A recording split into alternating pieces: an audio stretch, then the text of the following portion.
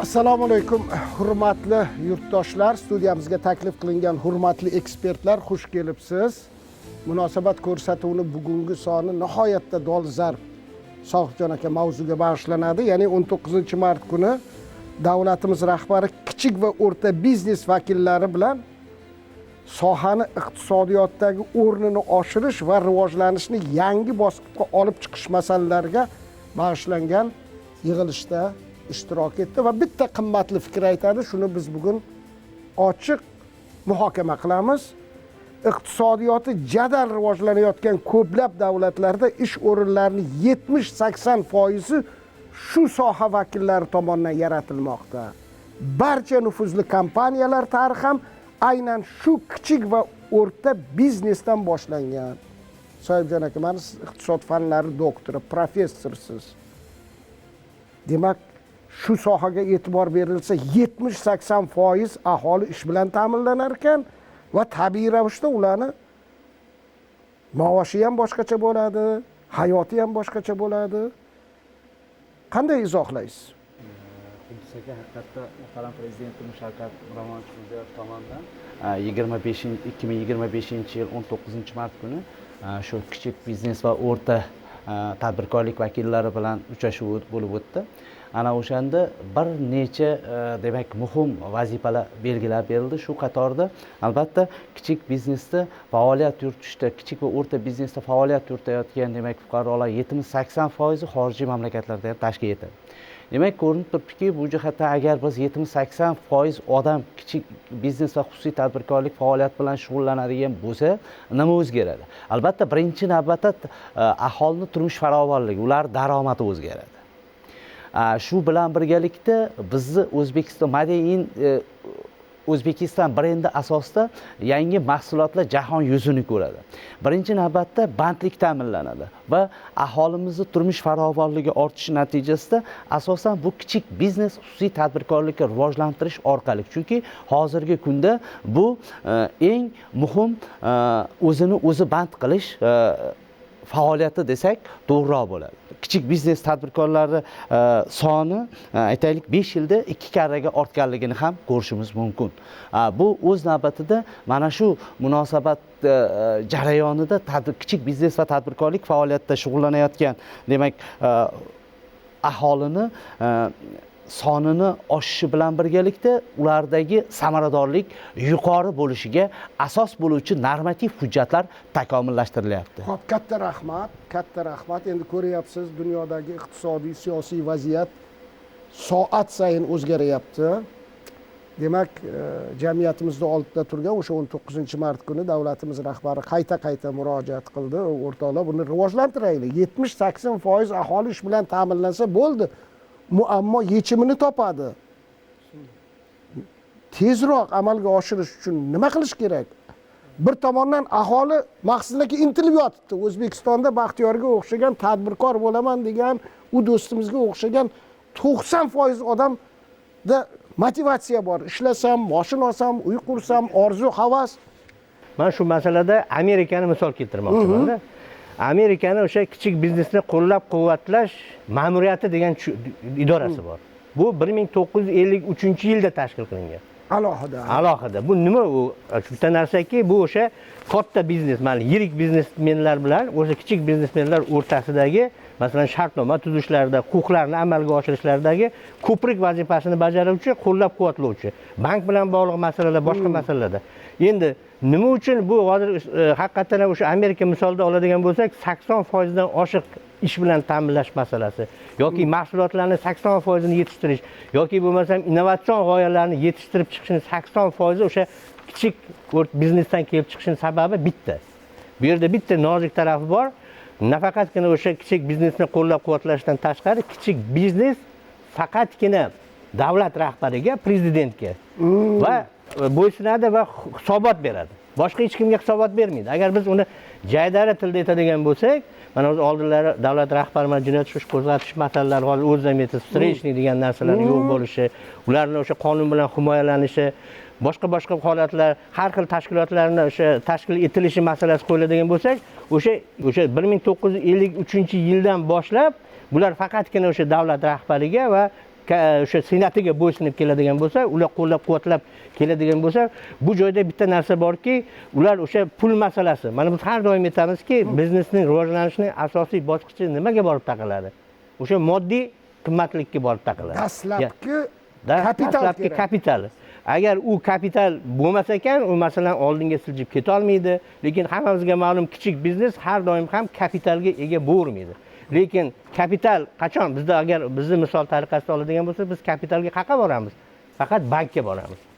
Bankka borganda bitta savol tug'iladi. Agar bankdan olinadigan qarzimiz bizni rivojlanishga olib keladimi foizlari demoqchimisiz? Boshqa narsaga olib keladimi deydigan bo'lsak, endi xorijda albatta u rivojlanishga olib keladi. Sababi u joyda o'sha biznesga beriladigan mablag'ning foizlari o'ta past. Undan tashqari davlat bu narsaga grant bo'lib turadi. Asosiy qo'llab-quvvatlashlar ham boyaga aytgandek davlat tarafidan bo'ladi. Boyagi himoyalanish ham davlat tarafidan bo'ladi va kichik biznes umumiy qilib aytganda faqatgina davlat himoyasida. To'g'ri. Mana shu yig'ilishda o'sha kichik biznes vakillarining takliflari inobatga olinib, kichik biznes uyushmasini tashkil qilish tashabbusini davlatimiz rahbari qo'llab-quvvatladi. Bu juda ham katta mexanizm, siz aytgan mexanizm bo'ladi. Chunki kichik biznes bilan oddiy xalq shug'ullanadi. To'g'rimi? Agar ularni mana bu byurokratik tizimni iskanjasiga oladigan bo'lsak, ular rivojlanmaydi. Shuning uchun ham qat'iy masala qo'yildi, uyushma bo'ladi. Faqat uyushmaga bo'ysunlanadi. Har qanday qarshi harakat bu davlat siyosatiga qarshi harakat deb baholanadi. Bitta nozik joyini yetib ketishim kerak. Shu joyda masalan rivojlangan katta kompaniyalar bor. Masalan, kichik biznesni 1 sekundda bozordan siqib chiqarib yuborishi mumkin.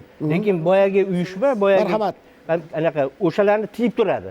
Ya'ni katta biznesdagilarni kichik biznesdagilarga yo'l ochishga, madad berishga, rivojlanishiga hissa qo'shib turadi. Ana bozordan chiqib siqib chiqarish emas. Marhamat o'rtoqlar, siz hurmatli ekspertlar shu soha uchun mas'ulsiz. Bular endi jamoatchilik fikrini ifoda etadi. Asosiy mas'uliyat sizni zimmangizda. To'g'rimi, noto'g'rimi? Mana shu islohotlarni sidqidildan amalga oshirishga hissa qo'shsalaring bo'ldi. Marhamat.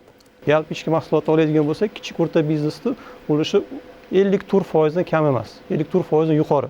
Mana shu 24-yil statistika oladigan bo'lsak, yoki boya Qudrat akam aytsangiz 74% dan aholi bandligi ta'minlamoqda. Egiluvchan. Moslashuvchan. Hozir shiddat zamon o'zgaryapti, boya aytdingiz. Tashqaridan omillar bor. Kimdir bir narsa qilaman deydi. Tadbirkorlar bir o'zimni rivojlantiraman deydi. Kichik va o'rta biznes o'zi mana shu egiluvchanligi katta, moyilligi katta bor va davlat rahbarimiz mana shu ular bilan uchrashuv paytida nima deydi, tarixiy bitta hujjatni qabul qilganlar. Kichik va o'rta biznesni rivojlantirish strategiyasi, 5 yillik strategiyasi. Aynan mana shu 5 yillik strategiya boya hamkasbimiz aytganingizda o'sha institutsional omil, bitta idora bo'lishi, bitta idora o'sha umumiy siyosatni olib borishi. Bu institutlarimiz o'zimizda ham mavjud. Ombudsman deymizmi, to'g'rimi? Iqtisod moliya vazirligi deymizmi, savdo sanoat palatasi deymizmi, mana shu uyushmalar deymizmi? Bu hammasi bor. Mana shu aynan bu strategiyamiz doirasida mana shu hamma birgalashgan ishlarimizni bitta yo'nalish bilan olib bormoqchimiz. Va o'sha hujjatimiz bizga yo'l ochib berdi. Endi mana qarang, hayotga qaytaylik. Bu gaplaringiz nihoyatda to'g'ri. Endi davlatimiz rahbari boya siz aytgandek nimaga uchrashyaptilar? Aslida shu muammolar o'zi mutasaddi idoralar tomonidan hal bo'lish kerak edi. Lekin davlatimiz rahbari ochiq muloqot qilyapti. Buni tan olish kerakki, men o'zim eshitay, lekin kam savollar qo'yilmayapti bu yerda. Chunki davlat rahbari eshitgandan keyin to'g'ridan to'g'ri muhim qaror va farmonlar qabul qilinyapti. Kichik biznesni masalan hozir umumxalq harakatiga aylantirish uchun hamma me'yoriy hujjatlar yetarli. Lekin bu yerda nima muammolar bor? Masalan, endi misol bitta savol bersangiz, bitta tadbirkorga siz nima olardingiz? Moliya kapital olardingizmi yoki bir bilim ko'nikma olardingizmi? Yoki yana bir infratuzilma olardingizmi? Yangi zamonaviy tadbirkor bilim va ko'nikma oladi.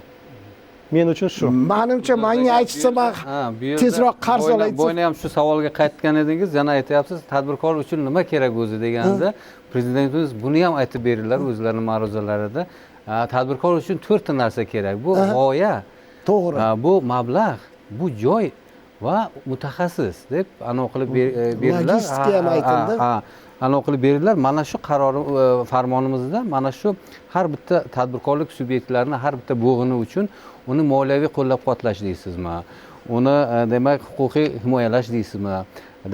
Hattoki moratoriyagacha bu kishi mana o'z ichine oladigan demak har bitta anavlarni berdilar. Mana shu ochib mag'zini chog'ib berdilar. Va buni tadbirkorlikni qo'llab-quvvatlashni bu bizning strategik vazifamiz deb belgilab beriladi. Ya'ni tadbirkorlikni rivojlantirish mamlakatni strategik vazifasi sifatida belgilab o'tildi. Bundan tashqari aytib o'tdilarki, tadbirkorlik qancha tez rivojlansa, mamlakatimiz shuncha qudratli bo'ladi, xalqimiz shuncha farovon yashaydi va uni evaziga demak yangi turdagi mahsulotlarimizni ishlab chiqib, uni jahon bozorlariga olib chiqish uchun imkoniyat bo'ladi. Bitta savol bersam maylimi sizga? Sizga marhamat. Ancha tajribali odamsiz.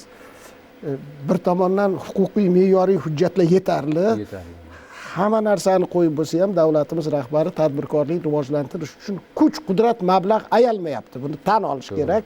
Hali bank vakiliga ham murojaat qilamiz. Trillion so'mlab natijasi qanday? Ikkinchi tomondan xalqimiz, mana aytdim, tadbirkor endi orzusiz o'zbek yo'q-da. To'g'ri. Motivatsiya deymi, rag'bati bor. Shu uy qilsam deydi. Bu ham juda katta narsa ekan. Bolamni o'qitsam deydi, mablag' yaxshi yashasam deydi-da. Nima to'sqinlik qilyapti degan savol ham bo'ladi o'rtada. Nima bu? Masalan, bugungi kunda amerikalikdan bizning xalqimiz tadbirkorroq bo'lsa tadbirkorroq, lekin teskarisi emasda. Yo'q, Quduz aka o'zingiz aytdingizki, mana prezidentimiz hamma anavi qilib o'zlari uchrashib bir yilga karra uchrashuvlar qilib nima to'siq qilyapti deb mana shu muloqotlarga hammasini olib chiqqanda, bu demak mana masalan moliyaviy bo'lsa, mana o'zingiz aytganday mablag'lar bank tizimida mana 120 trillion mablag' faqat 25-yilning o'zida bunaqasi hech qachon bo'lmagan. To'g'ri aytasiz. Faqat tadbirkorlik subyektlari uchun 120 trillion so'm demak ajratib ularni moliyaviy qo'llab-quvvatlash. Ya'ni u mablag'larni shulardan 22 trillioni bevosita imtiyozli kreditlar, davlat dasturlari orqali demak shu tadbirkorlik subyektlarimizni mana zanjiri orqali mana yakka tadbirkor bo'ladimi, mikrofirma bo'ladimi, u kichik tadbirkor bo'ladi, o'rta tadbirkor bo'ladi va o'zini o'zi band qilgan bo'ladimi? Mana shuni har bitta bosqichini o'ziga qamrab olgan, demak moliyaviy bir paket, moliyaviy imtiyozli instrumentlar demak instrumentlar qilib berib, marhamat, foydalaninglar deb mana shu sharoitlarni qilib beriladi. Ikkinchidan, bu bo'yni aytganimizda joy kerak deganda tadbirkor uchun bino inshoot kerak. Uni demak biznesni boshlash uchun bir uskunasini qo'yadimi, bir xizmat ko'rsatadimi joyga. Uni ham mana shu yerda prezidentimiz shu davlat tasarrufida bo'lgan obyektlarimiz hisobidan 5 yilga tekin 5 yilga ijaraga berish, tekin ijaraga berib va undan keyin uni demak yana uni davom etish tufayli ularga sharoit yaratib berib, joy bilan ham ta'minlashni o'z ichiga oladigan demak anavlar imtiyozlar va sharoitlar yaratib berilyapti. Juda to'g'ri aytdingiz. Endi o'zi tadbirkor endi ish boshlayapti. Kichik biznesda Baxtiyorjon, unga u yangi inshoot qurolmaydi. Shu nuqtai nazardan juda ko'p odamlarni qiziqtirdi. Tajriba sifatida bir necha 15 tami tumanda hamma idoralar bir joyga ko'chirilib, qolgan binolar auksionda tadbirkorlarga taklif. Shunga bir aniqlik kiritib keting, bu nima degan? Xalqaro tajribani olganda, misol biz o'zimiz ham chet elga boramiz. Koreyaga borgan edik o'qish davrida. U yerda Dejong degan shahar bor. Butun o'sha kerakli vaziyatlar bitta joyda joylashgan. To'g'ri. Bir 49 qavatlik, bir 3 ta 4 ta bino. Orasiga bunday qarasangiz 3 ta 4 ta ko'prik bor. Odamlar samokatdami, velosipeddami bir-bir yoniga o'taveradi. Bu eng bir namunaviy bir o'zim uchun tajriba. Xuddi shu masalada o'zimizdan nima deb pilot, sinov tariqasida O'zbekistonda boshlayapman. Hamma idoralarni bitta joyga yig'ib qo'ysak, yig'ilish bo'ladimi? Bitta masala bo'ladimi? Bitta bir tadbir bo'ladimi? Hech kim qidirmaysiz. Hamma joyda bitta bo'ladi va ular bo'shayotgan joylar tadbirkorlik subyektlariga auksion orqali taqdim etiladi. To'g'ri bo'lyapti, chunki tadbirkor soliq bu yerda, moliya vazirligi u yoqda, iqtisod har xil joylarga yugurib yurmaydi-da, bitta binoda kirib o'sha ishni hal qiladi. Ular idorani vakillariga ham oson bo'ladi. bog'lanish. Bundan tashqari mana Quddus aka, mana shu sanoat sohasidagi ishlab chiqaruvchi tadbirkorlarimiz bo'lsa agar, bu ham birinchi marta qilinyapti. Har bitta hududda sanoat ofislari qilinadi. Masalan, tadbirkor borib bir narsa qilmoqchi bo'lsa, masalan, injener kerak unga, dizayner kerak unga, texnolog kerak. Qayerga boradi bu? Marketolog kerak. Shuning uchun to'rt tomonga yugurib yurmaslik uchun har bitta hududda mana shunaqa sanoat loyiha ofislari anon qilinadi. Ular sanoatda ishlab chiqarishni ko'maklashish uchun ular masalan injener kerak bo'lsa, texnolog kerak bo'lsa, ularga konsultativ xizmatlar qilib, ularga texnolog, marketolog bo'lsa, masalan, bozorni o'rganish bo'lsa, tashqi bozorlarni o'rganib, ularga yo'l yo'riq ko'rsatadigan, uskuna kerak bo'lsa, uskuna yoki uskunalarni, demak, ularni o'rnatish yoki uni shef montaj qilish, shunga bog'liq ishlarni hammasiga ko'mak beruvchi demak sanoat loyihasi ofislari ochib, yana tadbirkorlar uchun bu ham demak yaqindan yordam berish sharoiti tadbirkorlikka murojaat qilmoqchiman. Mana shuncha imtiyozlar, shuncha ko'rsatmalar, trillion pullar shu o'sha tadbirkorlik bilan shug'ullanaman degan kichik biznes vakillariga va shu bel bog'laganlarga yetib boryaptimi? Mana shu targ'ibotimiz qoniqarlimi demoqchiman, boshqacha qilib aytganda. 8 yillik agar davr oladigan bo'lsak, 53% dan 54% ga 1% ga ko'payganligi bu bor. Haqiqat, o'rta va kichik biznes tadbirkor egalarining qiymati agar oladigan bo'lsak, yalpi ichki mahsulot nisbatiga. Bu degani biz o'sha joyimizda turibmiz.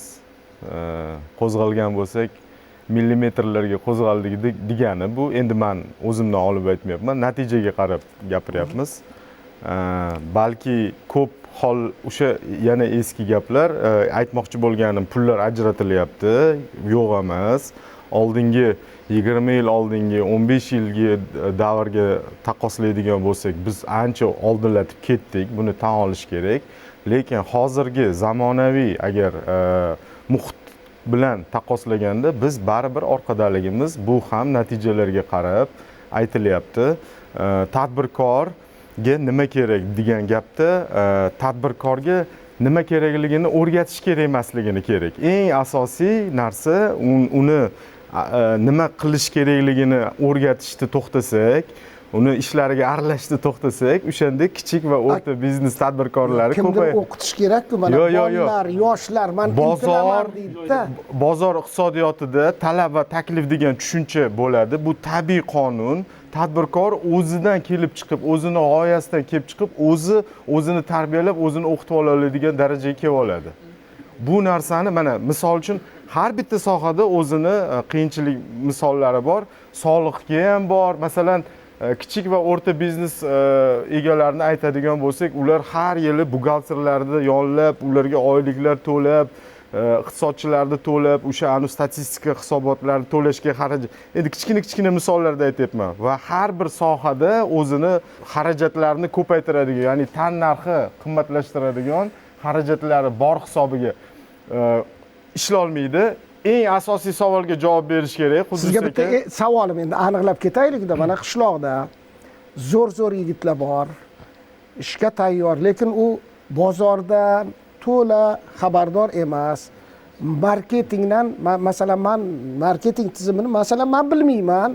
Shu xayol qilaman, shuni chiqarsam, shu sotaman deyman, lekin bozor uni ko'tarmaydi. Umuman zamonaviy biznes to'g'risida meni tushuncham yo'q.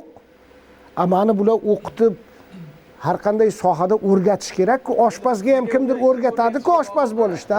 Uni kim o'rgatishiga bog'liq. Hech qachon bu boshqa masala. Davlat xizmatchisi yoki bo'lmasa bitta sohani vakili tadbirkorga bu yo'nalishda o'rgata olmaydi. Shuning uchun sohani uyushmalari, shunaqangi nodavlat, notijorat tashkilotlar bu yo'nalishda professional mutaxassislar, o'sha marketing bo'yicha katta olimlar, shu yo'nalish bo'yicha tajribaga ega bo'lgan odamlar buni o'rgatadi.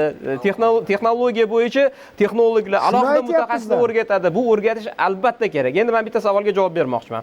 Nima o'zgarish bo'ldi? Ustoz har sohada kerakda kimdir? Bu o'ta muhim narsa. Lekin bitta masalani men aytib o'tmoqchimanki, 8 yil davomidagi men o'sha kichik va o'rta biznesni o'sishini tahlil qildim. Kecha o'sha 19-mart kuni bo'lgan yig'ilishda hurmatli prezidentimiz aytdilarki, kichik va o'rta biznesdagi faoliyat ko'rsatgan tadbirkorlar soni 2 karraga oshdi. Endi men buni summada hisoblab beraman. 2017-yilda 17-yilda 27 milliard dollar bo'lgan yalpi ichki mahsulotdagi kichik va o'rta biznes ulushi. 24-yil yakuni bo'yicha bu 62 milliard dollardan oshgan. 27dan 62 milliard dollarga oshdi. Deyarli bu 2 karradan ko'p. Endi bu bizni shu kungacha qilgan ishimiz. Endi hozir bizni oldimizda turgan vazifa nimadan iborat? Biz 2030-yilgacha bo'lgan davrda birinchi navbatda biz kichik va o'rta biznes tadbirkor o'sha ulushini yalpi ichki mahsulotda 55% ga ko'tarishimiz kerak. 55% ga ko'tarsak bu qancha bo'ladi? 2030-yilda agar biz yalpi ichki mahsulotimizni 200 milliard dollarga yetkazishni hisobga oladigan bo'lsak, 110 milliard dollar bizni kichik biznesni ulushini ushlashimiz kerak. Va bizni 2030-yilga borib aholi sonimizni 40 milliondan oshishini agar hisobga oladigan bo'lsak, biz millionlab odamni aynan kichik biznes sohasida band qilish masalasi hozir oldimizda turgan vazifa ekanligini his qilishimiz kerak. Aynan 50-farmonda 19-mart kuni prezidentimiz tomonidan imzo qo'yilgan, tasdiqlangan farmonda kichik biznes sohasini, kichik va o'rta biznes sohasini rivojlantirish bo'yicha strategiyani qabul qilinganligi bu ko'rsatkichi qanchalik muhimligini isbotlab beradi. Endi mana yuqorida hurmatli ekspertlarimiz aytdi, tadbirkorlar uchun nima kerak degan masalada mana shu 4 ta masalani sanab berdilar. Haqiqatdan endi bu masalalarni quyi tizimda, tumanda, shaharda, qishloqda, mahallada xuddi shu narsani ishlatishimiz kerak. Hozir biz mana televideniyadan turib bizni millionlab odamlar tomosha qiladi, Qudus aka. Shu har bitta yo'nalishda yaratib berilgan imkoniyatni, imtiyozni biz jamoatchilikka yetkazishimiz kerak. Endi hozir nima tizim yaratish haqida gap ketyapti? Nima uchun mana hozir yuqorida ekspertlarimiz aytdiki, o'tgan yil 2 marta tadbirkorlar bilan uchrashuv bo'ldi. Birinchi umumiy tadbirkorlar bilan, keyin yirik chempion tadbirkorlar bilan uchrashuv bo'ldi. Endi bu o'tgan 8 yil davomida erishilgan natijamizda tadbirkorlik sohasi tubdan transformatsiya bo'ldi. Bu yirik tadbirkorlar qatlami bilan o'rta tadbirkorlar qatlami va kichik tadbirkorlar qatlami shakllandi. Endi bu o'zaro raqobat muhitida bir-biri bilan nomuvofiqlik keltirib chiqazadi. Shuning uchun kichik va o'rta biznesni qo'llab-quvvatlash bo'yicha alohida strategik vazifa sifatida shug'ullanib, buni muammolarini hal qilib berish oldinda turgan bo'lganligi uchun kecha hurmatli prezidentimiz yig'ilish o'tkazdi va bu yo'nalishda tadbirkorlarning tashabbusi bilan, kichik tadbirkorlarning tashabbusi bilan tashkil qilingan, yuqorida aytilgan o'sha uyushmani tashkil qilinishiga xayrixohligini va ma'qullashlarini bildirib, bu yo'nalishda qo'llab-quvvatlashi ko'rsatib berdilar va biz aynan shu uyushma bilan birgalikda jamoat tashkilotlari, davlat idoralari albatta bu tadbirkorlarning muammosini o'rganib, ularni hal qilishga ko'maklashishimiz kerak. Katta rahmat. Endi bilasizmi, mana soliq, banklar, bojxona, moliya vazirligi hammamiz o'zi aslida bekorga bu savolni bermadim. Shu kichik biznesni qo'llashdan juda manfaatdormizda. Endi eski zamonlarni eslasak, buni endi uni mayli, hozir yurak orqaga tortib ketadi. Mana hozir sizlar qanaqa yordam berasizlar? Soliq deganda bu alohida bir maqomga ega idorada nima yordam beryapsizlar? Soliqchi ko'payadi-ku 10 karra, 20 karra. To'g'rimi yo noto'g'ri gapiryapmanmi? Soliq olish oshadi-ku, to'g'rimi? Marhamat. To'g'ri aytib o'tdingiz. Mana tarixga qaraydigan bo'lsa, hali tadbirkorlar bilan yig'ilishni eslaydigan bo'lsa, 2023-yilda shunda bizlarni raisi turg'izib prezident aytiladi.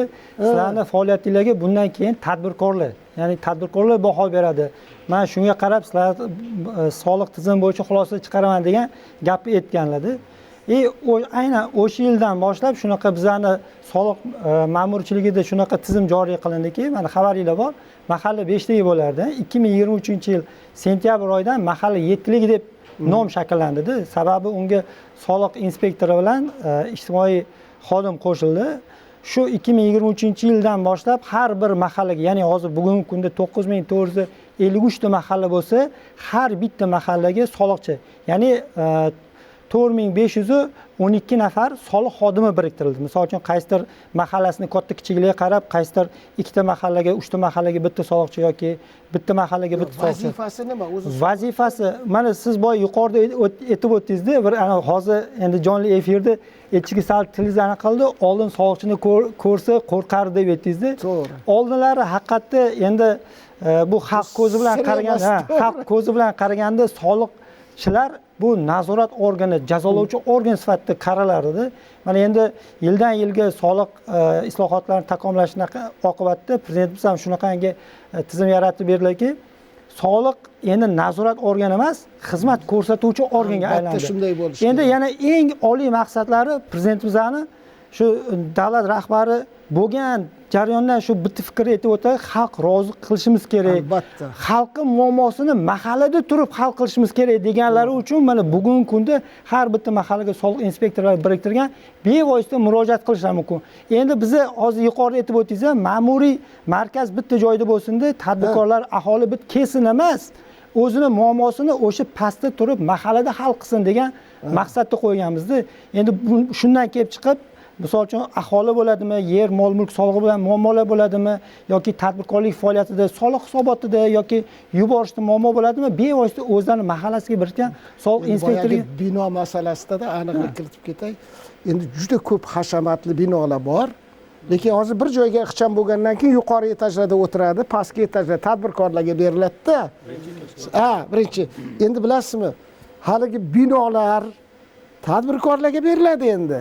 Bu maqsadga muvofiq ular har bir santimetrdan oqilona foydalanadi. Endi biz orzuyimiz mana Maqsudin aka bekorga Amerikada soliqchi bitta soliq to'lovchini yo'qotsa, u ishiga uncha yaxshi baho berilmaydi. Bizda ham shunday bo'lish kerak-da. qo'shimcha ish o'rni paydo bo'ladi. Tadbirkorlar qancha ko'paysa, soliq shuncha ko'payadi. Bu sizlarga endi shu tizimga o'tildi, xudo xolasa. Ko'p eshityapmiz, rahmat. Marhamat. Hozir navbat bilan degan gap bor do'stim. Yuqorida tadbirkorlik subyektlarini o'sha mamlakat iqtisodiyotidagi roli o'rniga to'xtalib o'tildi.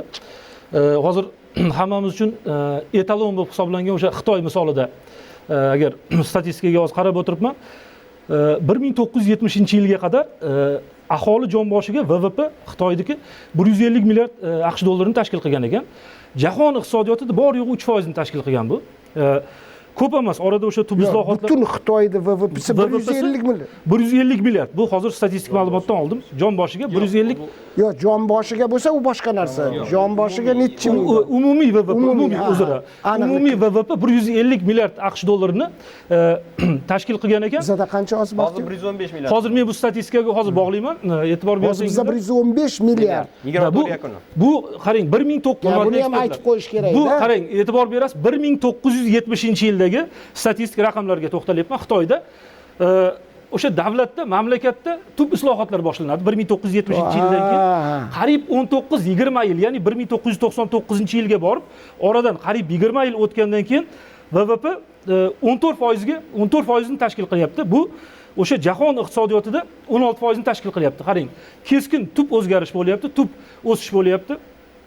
O'sha kechagi yig'ilish davlat rahbarini o'sha tadbirkorlik subyektlari bilan o'tkazgan yig'ilishlarda bir statistik ma'lumotni keltirib o'tdilar. Oxirgi 3 yilda tashkil topib, o'sha ochilgan tadbirkorlik subyektlarining 14,5 mingta tadbirkorlik subyekti 3 yil davomida 1 yilga bormasdan faoliyatini tugatish holatlari uchragan ekan. Bu o'z-o'zidan bizga signal, bu yerda o'tirgan har bitta O'zbekiston fuqarosi, umuman mas'ullarga signal. Davlat rahbari kuyinib bekorga urg'u bermadilar. Etap bilan boya mutaxassislar aytdi.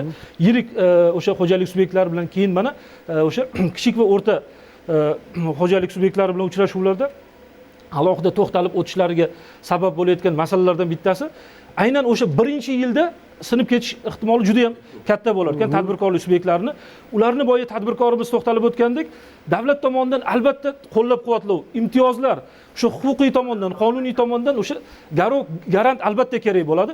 Birinchi yildan o'tib oldimi? O'sha statistik raqamlarga to'xtaladigan bo'lsak, asosan ishlab ketgan tadbirkorlik subyektlari birinchi yildan o'tib olgan tadbirkorlik subyektlarigina ishlab ketish o'sha ulushi yuqori ulushni tashkil qiladi. Aynan shu nuqtai nazardan hozirgi amaliyotda mana hozir mutaxassisimiz aytib o'tib ketdilar. Aynan egasi, ya'ni o'sha deylik tadbirkorlik subyekti, boya siz o'zingiz ham keltirib o'tdingiz ko'rsatuv boshida. Menda qaysidir ko'nikma bor u tadbirkorlikda, qaysi bir ko'nikma yo'q. Universal bo'la olmaydi odam. Albatta qiziqish bor, unda xohish bor ekanmi, izlanadigan bo'lsa, kerakli odam kerakli vaqtda unga o'sha uchrashtirib qo'yilsa davlat tomonidan mexanizm ishlagan holda, ana unda tadbirkorlik subyekti soni o'sishi, kelajakda faoliyati doimiy porloq rivojlanib ketishiga asos zamin yaratib berish imkoniyati yuqori bo'ladi. Xo'sh, endi mana bank tashkil qilindi, juda katta mablag'lar ajratilyapti. Bu siz mana moliya moliya vazirining vakili siz ham aytdingiz, bunaqa tarixda kuzatilmagan. Maqsad bitta. Endi Xitoy haqiqatda kichik biznesni shu qadar rivojlantirdiki, do'stlar. Xuddi shunday. Qisqa vaqt yana ichida bir mana qisqa bir dunyoni egalladi desak ham, Xuddi shunday. bizni oldimizda ham shunaqa vazifa turibdi hozir. Yana bir misolni shu davomini keltirib o'tsam, Hozir bankirga so'z beraylik, keyin albatta qo'shilasiz. Uzr, men endi hamma mehmonlarga so'z bermasam, mana ayting, qanaqa effekt ta'sir bo'layapti, nimalar bo'layapti? Bir qancha qilinayotgan islohotlar to'g'risida ta'kidlab o'tildi. Shu o'rinda bir narsani qo'shimcha qilmoqchiman. Ya'ni bizda nima uchun tadbirkorlar o'zini rivojlantirishga boshqaga yo'naltirmasligi mumkin? Ba'zi bir o'zbekchilikda tortinish ham bo'lishi mumkin. Qanaqadir uni so'rab borsam nimadir qanaqa negativni javob beradimi degan masala ham bo'lishi mumkin. O'shandan kelib chiqib, davlatimiz rahbarining topshirig'idan keyin har bir mahallada mahalla agenti degan shtat birliklari tashkil qilindi banklar tomonidan.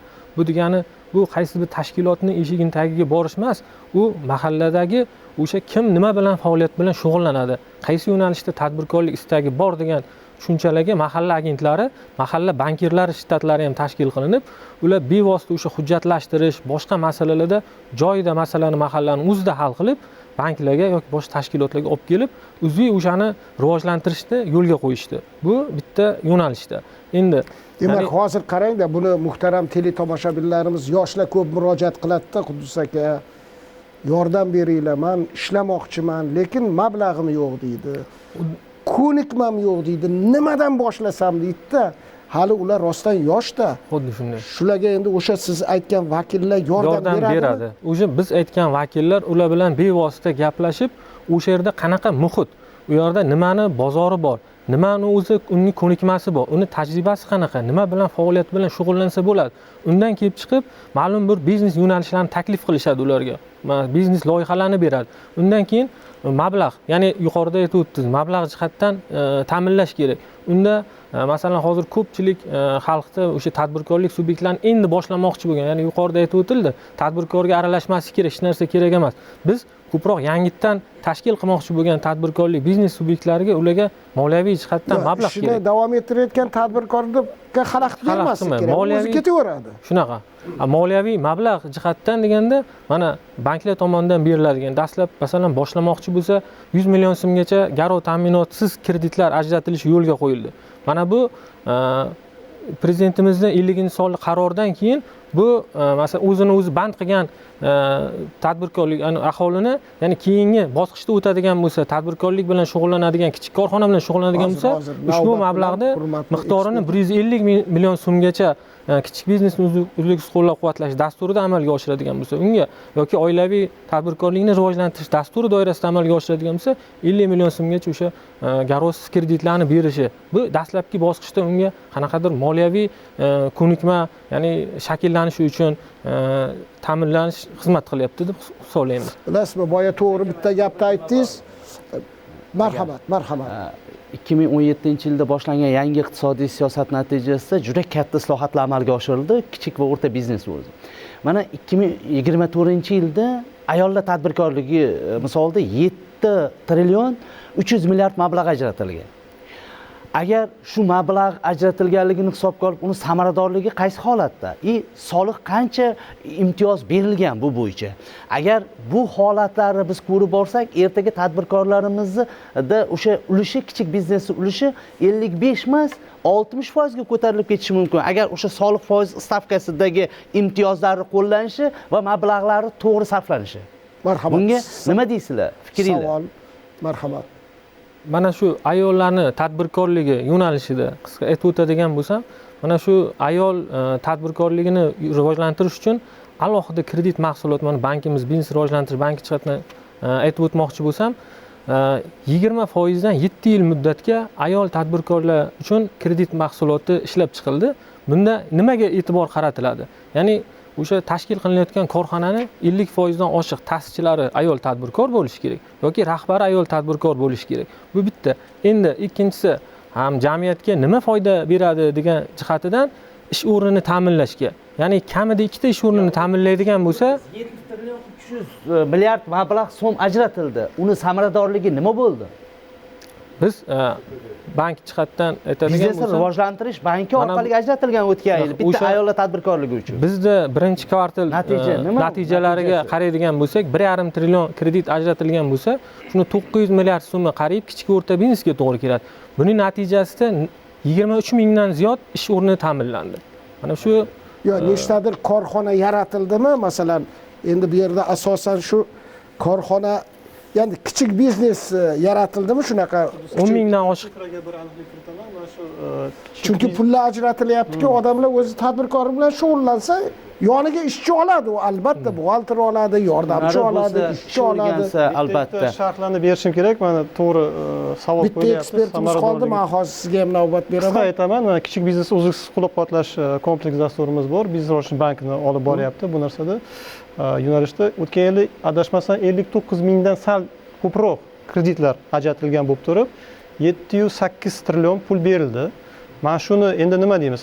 Har bitta nima deydi? Olgan mijoz tadbirkor deymizmi, fuqaro bo'ladimi? O'sha paytda u bir yilda o'sib berish ham qiyinroqdir. Lekin shuning ichidan o'zini banddan boshlab YTTga o'tganlar 18 mingdan ko'pi bo'lgan va o'zini band qilishdan boshlab MCJ o'tgan, kichik yoki mikrofirma qilganlar 5 mingdan ziyod bo'lgan. Mana shu bir natijalar bor, u bir. Keyin ikkinchi masala faqat moliyaviy tomon bilan ham cheklanmaymiz. Chunki misol mana Biznes rivojlanish bankida vakillari albatta aytish kerak, business.portal.uz degan bir portalimiz bor. O'sha yerda oldin o'qish majburiy bo'lgan hammalarga, keyin qarasak, xalq bir sal soddalashtiraylik, masala ko'tarishgan. Ular eshityapmiz har doim. O'sha o'qishlardan keyin misol tekin hammaga oshkora faqat ro'yxat o'tkazsangiz ochsangiz bo'laveradi va ularda markazlari ham bor, markazlar ham o'sha xizmat ko'rsatish joylari bor. Davlat ajratsa, soliq imtiyoz bersa, unda hamma zo'r bo'lsa tadbirkorlarning ulushi nimaga ortmayapti? Sabab nimada? Tadbirkorlarning ulushi ortyapti, baribir tadbirkorlarning deyarli u darajada yo'q, mana bitta joyga e'tibor beraylik. Mayli, hozir mana asosiy mutaxassislardan biz ko'p fikrlarni eshitdik, hammasi ijobiy. Ya'ni aytmoqchimizki, moliya joyida, moliyalashtirish, qonun joyida, himoya joyida, hammasi joyida. Lekin tabib boshidan o'tkazgan tabib deydi, tadbirkorimiz uni aksini aytib o'tiribdi. Biz 1% biz yuristmiz, taqqoslamasdan ilojimiz yo'q. Aytibdiki, 1% biz joyimizdan qo'zg'aldik. to'g'ri faktmi, noto'g'rimi? Endi qarang. Mayli, men fikrim. 54 ga oshdi. Mayli. Endi bitta fikrimda oddiy 3,5 ga tekshiringlar. Oddiy misol. Endi bular tadbirkorda, men bitta misol keltiraman. Oldin o'sha tadbirkorlar bilan davlat rahbari uchrashgan paytda oddiy men hayotiy misol aytaman. Bitta o'sha nogironlik bilan o'sha nima deydi, nogironga protest yasovchi tadbirkor uchrashdi rahbar bilan. Bitta narsani so'radi. Sharoitini, imkoniyatini yetib, podvalda men ishlayman dedi. Menga joy beringlar dedi. To'g'rimi? Joy berildi, joy ajratilsin. Shu narsa ertasi kuni ham men qiziqdim, nima bo'ldi ekan? Ertasi kuni joy ajratilgan. Yaxshi joydan. Ana endi savol tug'iladi. Bu tadbirkor necha yildan beri ishlaydi? Bu necha yildan beri podvalda yuribdi? Nima uchun o'sha atrofdagi mutasaddi bunga sharoit yaratmadi? Nima uchun davlat rahbari e'tibor berish kerak, sen ajrat deyish kerak-da, keyin ajratish kerak. Biz yaratdik bilan ishonib qolib, o'zimizni xursand qilib, aslida yaratgan narsamizni tadbirkorga yetkazib bera olmayapmizmi? Qachonki davlat rahbari aralashgandan keyin u tadbirkor etagiga shamol tegyaptimi? Bu savol hammani qiziqtirish kerak-ku. Savolingizga javob bersam bo'ladimi? Xo'p. Boya ta'kidlab o'tdingiz, Amerikada, to'g'rimi? Kichik o'rta biznesda assambleyasi bor. Ular shu senat qoshida bo'ladi. Ular ham tajriba o'rganganmiz. O'zi ta'kidlab o'tdingiz, 53-yildan beri bu institut faoliyat yurityapti, 70 yildan beri olib boryapti. 70 yillik tarixi bor. Endi misol mana shu narigi endi bu anaqa sharh. Narigi protest masalasi bo'yicha mana shu farmonimizda aynan mana shu yuqori texnologik moslamalar ishlab chiqaradiganlarga bo'sh binolarni berish va undan keyin qilish boshqacha bo'ldi. Shu kungacha biz qayerda edik? Oddiy savol aytganda. Bu savollar davlat rahbari e'tibor qaratgunga bu qadar biz qayerda edik? savollarni siz 100 ta savolni bittada tashlab bersangiz, davlat ham o'zini me'yoriga, o'zini byudjetiga, boshqasiga qarab qiladi va manzilligini ta'minlaydi. Xolis sifatida endi Maqsudin aka aytmoqchiki, shu joylardagi mutasaddi rahbarlar, davlatimiz rahbari aralashgunga qadar shu mahalliy muammolarni tadbirkorlar bilan bog'liq muammolarni hal qilib qo'ysa bo'ladi-ku. shu joyni bersa bo'lardi-ku deb imkon ahvol ko'p bo'ladi-ku. Bu mas'uliyatdan tadbirkordan qidirmayaptilar aybni. Shu tashkil qilib beruvchi mas'ul idoralar jon kuydirsa olam guliston bo'ladi demoqchi degan savolni qo'yyapti. Sharoit bor, imkoniyat bor, lekin biz nimagadir uni yetkazib bera olmaymiz. Xo'sh, endi bitta ekspertimiz hurmat qilib chaqirganmiz. Bojxona, bilasizlar, chet elda men mamlakatning nomini aytmayman. Shu ish qilib mamlakatdan nima deydi Baxtiyorjon, eksport qilsa bo'ldi. Shuni har jihatdan qo'llab-quvvatlar ekanda, tadbirkorni qo'llash uchun shunaqa sharoit yaratib berar ekan, tadbirkor chiqar sot. Mamlakatlarning nomini aytma. Bu tabiiy hol. O'zini qo'llaydi, to'g'rimi? Shuning uchun ham tish tozalaydigandan to samolyotgacha boshqa mamlakatlar ishlab chiqarganini boshqa mamlakatlar oladi. Qudus aka juda to'g'ri ta'kidlab o'tdingiz.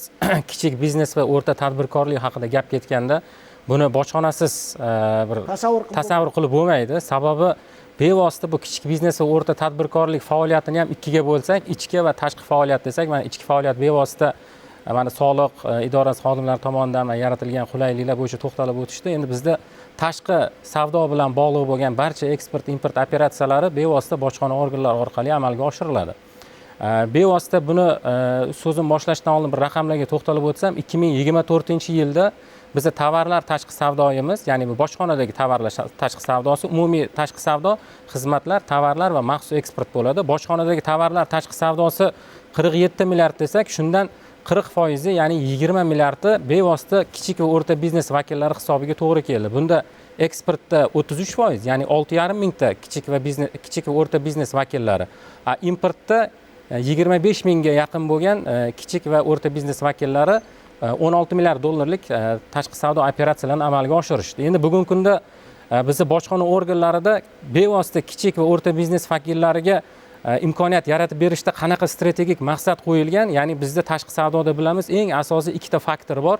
Ya'ni tashqi savdoni tezlashtirishda birinchisi vaqt masalasi, ikkinchisi xarajat masalasi. Ya'ni tadbirkorlik subyektiga qancha vaqt tezlashtirilsa, ortiqcha byurokratik to'siqlar olib tashladigan bo'lsa, ham bu vaqt mezoni, ham xarajat tomonidan tadbirkorlik subyektlariga o'zini ta'sirini o'tkazadi. Masalan, o'sha oxirgi 5 yilligini oladigan bo'lsak, shu 2019-2018 yildan bugungi kungacha bo'lgan davrda bizda bojxonada juda katta o'zgarishlar bo'ldi. Ya'ni 2018-yilgacha biz yalpi bojxona ko'rigini o'tkazardik. Ya'ni O'zbekistonga kiradigan, chiqadigan barcha tovarlar 100% bojxona ko'rigidan o'tkazilardi. Bugungi kunda biz o'sha xavf tizimini joriy qilganimizdan keyin soddalashtirilgan tartib joriy qilinib, tashqi savdo yuklarini e'tibor berasizlar, 80% soddalashtirilgan tartibda bo'lyapti. 20% ni faqat bojxona ko'rigidan o'tkazamiz. Bundan tashqari bugungi kunda biz bu soddalashtirilgan bojxona yo'laklaridan keyin inson omilsiz rasmiylashtiruvga o'tdik. Ya'ni inson omilsiz rasmiylashtiruv nima degani? Bunda bizni bojxona organlari umuman faoliyatga aralashmaydi. Tizimni o'zi ma'lum bir algoritmlar asosida deklaratsiyalarni rasmiylashtiradi. Bitta savol bersam, o'tmishdan men o'zim ham kuzatganman, bilasiz. Bir tadbirkor yukini chekkaga chiqarish uchun, bir vagon olish uchun qanchalar yelib yuguradi. To'g'rimi, noto'g'rimi? Odamlar.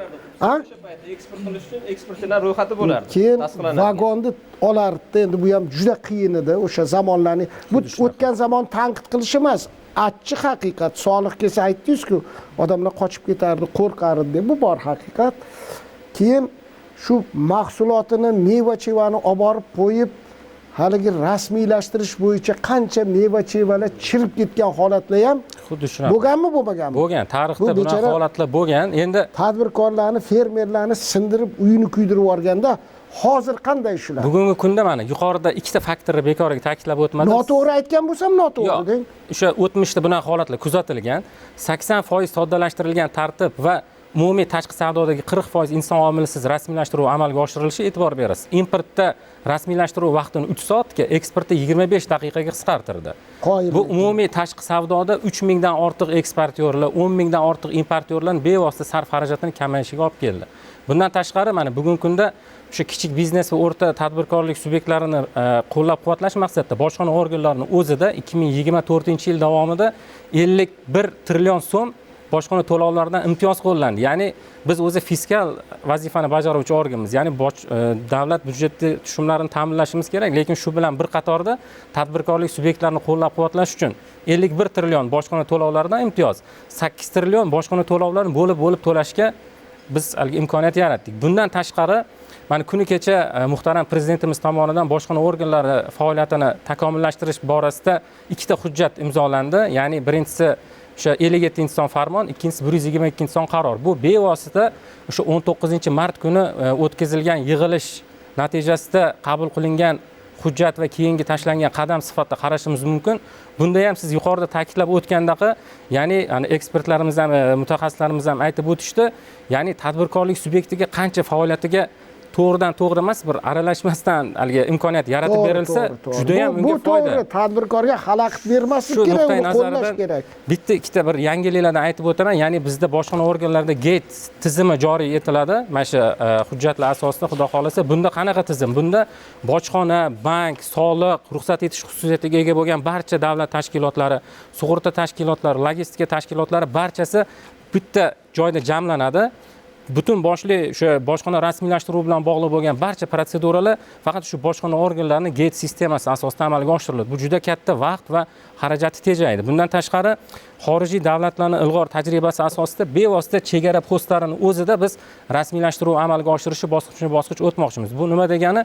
Ya'ni chegaradan kirgandan keyin ichki hududda bojxona postlariga yo omborlarga tovarlari uzoq muddat turib qolmaydi. Chegaraning o'zida shu yuqorida sanab o'tgan tashkilotlarim tomonidan ruxsati ham, sertifikati ham beriladi. Chegaraning o'zida erkin muomala etish ketadi. Xo'p, mana tadbirkorimiz, marhamat. Mana eshitdingiz. Qaysi davr bilan solishtiryapmiz? 100 yil oldingi davri bilan bo'lsa juda ham hammasi juda ham zo'r, lekin biz hozirgi davr bilan, hozirgi holat bilan agar solishtiradigan bo'lsak, biz raqobatdosh bo'la olmayapmiz. Yo'q, raqobatdosh bo'lishimiz uchun 10 yil oldingi davr bilan mana oddiy kelinglar, mana uyi zo'rligini bilish uchun uni yotoqxonasi yoki hojatxonasi yoki ovqat pishiradigan joyiga qarab baho bersa bo'ladida. U qolgan xonalari u mehmon kutiladi. Oddiy misolda kuni kecha bitta boshqarmadan ikkinchi boshqarmaga pul o'tkazish uchun, hisob varog'ingizdagi pulni o'tkazish uchun xat yozasiz, yana 24 soat bir kun kutasiz. U yerda tadbirkor har bir daqiqasi, har bir kuni uni pul, masalan, bir necha millionlab u nima xarajat kechadi-da. Masalan, tadbirkorlarga agar biz yordam bermoqchi bo'ladigan desak, sizlar nimaga aytmayapsizlar? 800 mingta bo'lgan ekan, hozir 1 million 100 ga ko'payibdi ularni umumiy soni.